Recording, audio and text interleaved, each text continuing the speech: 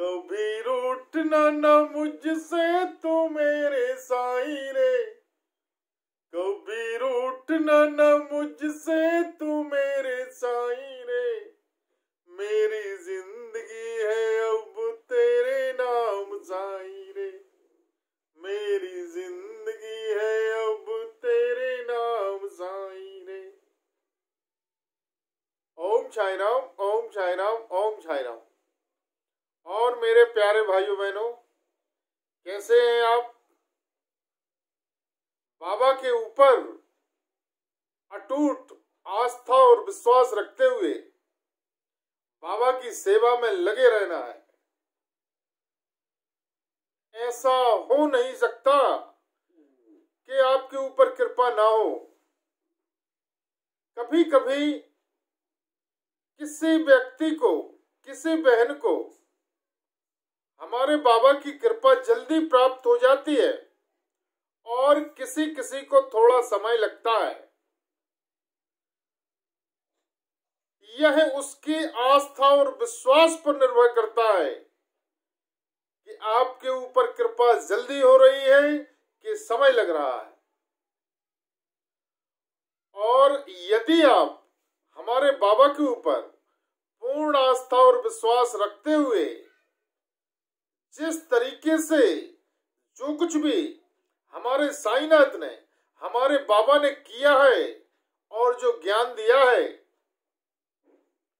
उस पर भी चलना शुरू कर देंगे, दूसरे व्यक्तियों के ऊपर उनके लिए भोजन की, उनकी मदद करना, जानवर पशु पक्षी के लिए भोजन कराना चालू कर देंगे तो आपके ऊपर कृपा बहुत जल्दी होने लगेगी। इसी आस्था और विश्वास को लेते हुए आज मैं आपको एक कहानी के माध्यम से कुछ ऐसा ज्ञान देने जा रहा हूं जिस पर यदि आपने ध्यान पूर्वक सुना और उस 2 मिनट की कहानी से यदि आप जागृत हो गए तो निश्चित आपके ऊपर भी कृपा होना शुरू हो जाएगी। एक समय की बात है, एक राज्य में एक राजा राज किया करता था। वह अपनी प्रजा के ऊपर बहुत अधिक ध्यान देते हुए उनकी जरूरतमंद वस्तुओं की, उनकी आवश्यकताओं की, उनकी परेशानियों को सुनता था और जितना बन सकता था उनकी मदद किया करता था। जब समय बीतता गया और वह राजा वृद्ध हो गया तो उसकी औलाद, उसके बच्चे नहीं थे। तो उसको चिंता होने लगी कि मेरे जाने के बाद इस मेरे राज्य को कौन संभालेगा, कौन मेरी तरह प्रजा की रक्षा करते हुए उनकी परेशानी दूर करेगा। तो उसने राज्य में ढिंढोरा पिटवा दिया, अनाउंसमेंट करवा दिया कि जो भी व्यक्ति राजा बनना चाहे वह आके यहाँ इंटरव्यू दे, अपना परीक्षण दे। यदि वह परीक्षा में सफल होता है तो मैं उसे राजा बना दूंगा। तो बहुत दूर दूर से, गांव से व्यक्ति आए और उन्होंने उस राजा के सामने परीक्षा दी। जो कुछ भी उसने सवाल किए, परंतु बहुत से व्यक्ति फेल हो गए। तो वहीं पर पास में एक गांव में एक लड़के के लिए खबर मिली जो कि बहुत ही गरीबी स्थिति में जीवन यापन कर रहा था, परंतु वह दूसरों की मदद करने में लगा रहता था। तो उसने अपने पिता से बोला, मुझे भी उस राज्य में जाकर राजा के सामने परीक्षा देनी है, मैं राजा बनना चाहता हूं। तो उसके पिता ने बोला, बेटा हम इस लायक नहीं हैं, हम बहुत ही गरीब व्यक्ति हैं। तो उसने कहा, ऐसा नहीं है पिताजी, मैं राजा बन सकता हूं और मेरे अंदर राजा बनकर प्रजा की किस तरीके की सेवा करनी चाहिए यह ईश्वर की कृपा से मुझे ज्ञात है। तो उसके पास अच्छे वस्त्र नहीं थे, तो वह पिता से कहता है, आप कुछ रुपए पैसे दें ताकि मैं अच्छे वस्त्र सिलवा सकूं, क्योंकि मुझे राजा के पास जब हम अच्छे वस्त्र पहनकर जाएंगे तभी उसका प्रभाव पड़ेगा। तो वह जिद करने लगता है पिता से और पिता से 200 रुपए लेता है और बाजार जाकर 400 रुपए का एक सूट खरीदता है।